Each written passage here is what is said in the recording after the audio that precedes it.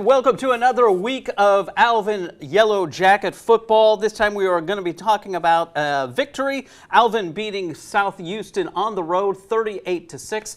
I'm Phil Jean, joined by Coach Matthew Bass, of course.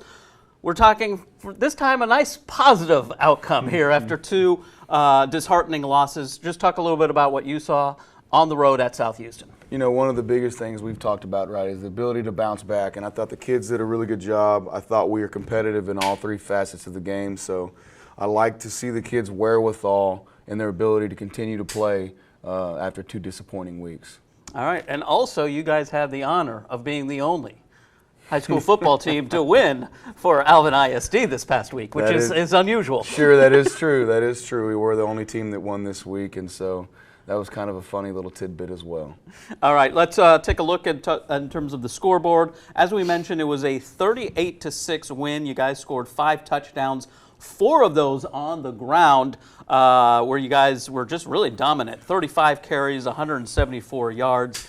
You have to, like you said, enjoy the bounce back because the previous game you guys were in the negative figure on that ledger. You know, and I mean, I think the biggest thing with that is you know, we continue to talk about establishing a run game. We worked at it, right? And I think that last week was a good showing of if we can do our job, right? We can do our 111, right? I think that we have the ability to be competitive in the run game. Right. And DeSanto obviously took advantage of that as well, going 7 of 9 for 91 yards and another touchdown. So, as always, the rushing game opens up the passing game. Absolutely. You know, and when you're running an RPO scheme, if you're not successful in the run, they're not going to respect it. So we have to make people respect the run. We have to establish a good run game in order to put the ball downfield. And then obviously, I guess after playing two heavyweights like Shadow Creek and Pearland, probably the game kind of slowed down for you guys, right, when you face a team like South Houston after that. Well, and I wouldn't necessarily slow down. I think it's one of those things that we're getting better, right? And we're fixing little things that need to be fixed. And so it was a good opportunity for us to put on, you know, tape what exactly we're capable of. Mind you, we still have a lot of things to fix if we're going to continue to be competitive and win some football games, but was a good step in the right direction. All right, we'll dive deeper into that game. We're going to take a look at the offensive side of the ball right when we come back after this short break. All right, welcome back. Let's just dive in. You guys scored 5 touchdowns in this game, and let's just go to the offensive side of the ball where you guys were quite effective in this game. Yeah, let's take a look. So here it's just a jet concept, curl up top. That's the sophomore Colin Bro. He had a pretty good night for us, okay? I mean, biggest thing with him is, you know, being a young cat, can he be out there? Can he be flexible? His ability to first catch the ball and then get upfield is something that I'm really, really liking out of a young kid like him right now. All right. Very nice play by there. All right, let's get to the next play. This is a 3-by-1. Put Colin on the backside. It's just a glance route, right? Beating the corner with leverage. Anthony's got a good read on it. Reads that outside backer. He flares outside. Okay, easy dump to Colin. Good reception and put it in the end zone. Bruh. Love it. Another TD. All right, let's take a look at the next play. Okay, we got a little RPO spot here with the corner from Darion Cannon. Pretty good hands for a big guy. I would say he's got one of the better set of hands on the team. Runs the corner here. Anthony stretches it out a little bit, sees the safeties lagging behind, makes a great throw, and then also Darion catches the ball right before we get to the sideline. That is a very accurate throw on the run and going against your body there. Absolutely, absolutely. And that's something that he's gotten better at as we've gone along here, really stringing out that RPO scheme. 7 of 9 on the day for DeSanto. You have to like that. Let's take a look at the next play. This is late in the game, right? We just got a little zone concept here. And Fobbs, you know, we were talking about it earlier before the show started, but Fobbs does a really good job when he gets to the second level. I think that's where his quickness and his ability to cut on a dime really helps us. He has the ability to make kids miss quite a bit. You even have the ability to have the cameraman miss him. Absolutely, absolutely. Quick kid, fast kid, really hard runner, especially for being, you know, on the smaller side. All right, let's take a look at the next play. This is Canales here. This is, you know, kind of our ground and pound mix-up guy. Really good score here for him. Okay, really good size. This is a dart here. Gap opens up wide, okay, and Canales puts his foot in the ground and gets upfield and goes for the score. Yeah, once again, you guys were just gashing him up the middle. You had 174 yards on the day and 4 TDs on the ground. All right, let's take a look at the next play. Back to Fobbs here. This is just a zone concept here, but he makes people miss left and right. He gets it all the way down to the 2-yard line. Once again, his yards after contact, looking at him, you wouldn't think that that's something that he excels in, but his ability to stay balanced and continue to turn over his feet really, really helped him out in this situation. Yeah, like you said, he can really attack that second level. Absolutely. All right, let's now take a look at the player of the game. And of course, he was the first 2 highlights, and that is Colin Bro. 2 catches for 45 yards and that 31-yard TD. A very impressive game from him. And like you said, he's just a sophomore, so that's going to be exciting. Right, yeah. I mean, anytime you can have a sophomore be competitive on the varsity level, that's a great thing. It's a good kid, hard-working kid, sure-handed kid. And the biggest thing is he knows where to be and how to get there in time. And so real excited about him thus far, and can't wait to see him for the next 5 weeks. So. All right, sounds good. All right, let's take a look now at the defensive side of the ball, where you guys again had some missed tackles, which has obviously been a concern for you guys. But let's take a look at the first highlight first. So first play was not really anything that we did, but we talk about capitalizing on their mistakes, right? We can't allow them to put the ball on the ground or throw it up in the air and not come down with it or not get on top of it. And so first play of the game, quarterback gets stepped on by the offensive lineman, slings the ball back there, okay, and then we get on it. That's Ashton Dean with the recovery.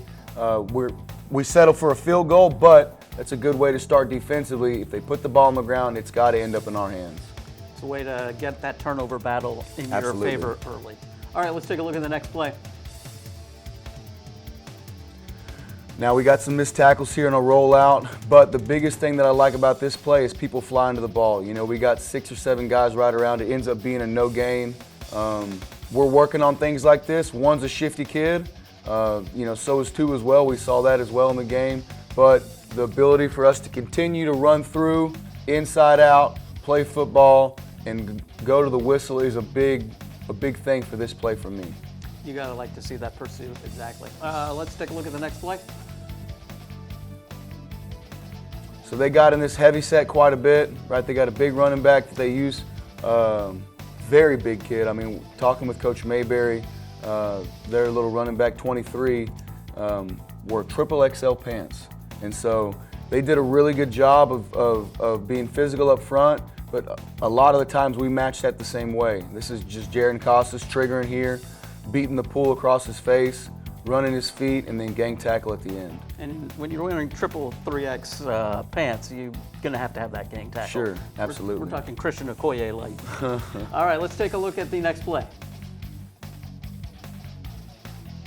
Same thing, right? We made some adjustments in the second half to how we played this heavy Maryland I.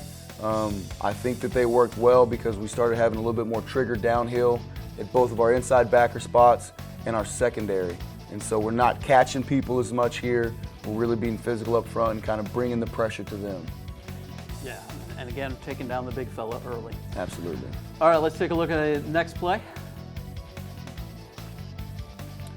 This is just a corner out here. Okay, this is a good job by Travis. Travis is our one of our starting rovers, but also is our leading tackler. So it's also good to see these guys be able to play the deep ball.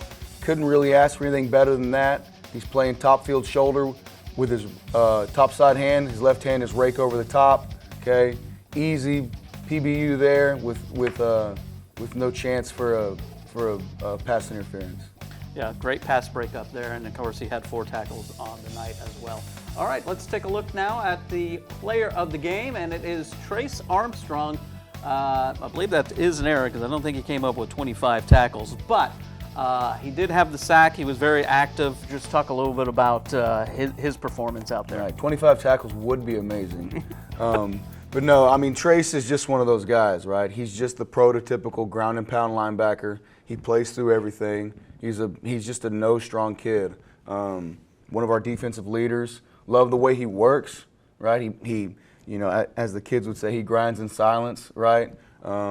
but just a hard-nosed guy, very physical up front. Real excited to have him for his senior year to be able to be such a player for us. Yeah, a quiet leader that leads by example. Yes, sir. All right, let's go to the special teams, and let's take a look at the action there. So Enrique Garza, I mean, just in general, our special teams have gotten so much better over the last few weeks. Enrique went perfect in his extra points this week, had a bunch of downfield kicks in the kicking game on kickoff. Real just happy with what he's doing. We still got some things to shore up on protection, but Enrique in particular has really started to come along. Yeah, he had 5 points after TD and a field goal. Let's take a look at the next play, and I think you're going to see that kickoff deep coverage that you were talking about. Right. I mean, we run down pretty well here. The biggest thing with this is a couple times they muff the KOR, and we're just that close to getting the ball back. Here he ends up falling on it. I mean, Travis is that close, Travis Goss.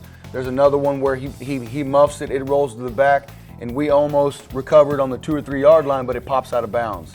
And so really excited with some of the changes we've made. Coach Davis, the special teams coordinator's made in the special teams this week. Really looking forward to continue to build on that as well. It's always nice when you can pin that offense deep in their own, Absolutely. own zone. And it's a morale breaker, right? I mean, if we get a big hit on special teams or we recover the ball, that just pulls the morale away from the opposing team. Absolutely. Let's take a look at the next play. Once again, talk about the ability of Enrique Garza. He's really come along to where he's just a fixated piece now, to where I'm not having to worry about, we can start looking as we're getting down there to where he's comfortable. And with all that being said, with James Keelan going out, we had to switch holders. And so the holder-kicker relationship is something that a lot of people don't think about, but having Juarez come in there and do that has helped us out quite a bit as well. Yeah, that exchange is quite important Absolutely. in the setup. So let's take a look at the next play. Now, looks exactly the same. It does, which is good for us. I mean, if all of our extra points and field goals look like that, hey, I'll take it every time. Absolutely, right down the middle. Yes, good. sir. It's all good. Yes, sir. All right, I think that is the last clip. So great game all around. You got to be happy of the improvement and the bounce back, obviously. Absolutely. I mean, it's one of those things that I'm a pessimistic realist, so it's kind of hard for me to always be super happy about what we got, because I'm always looking at things we need to work on. But we did, we almost 200 yards on the ground, right? We won the turnover battle.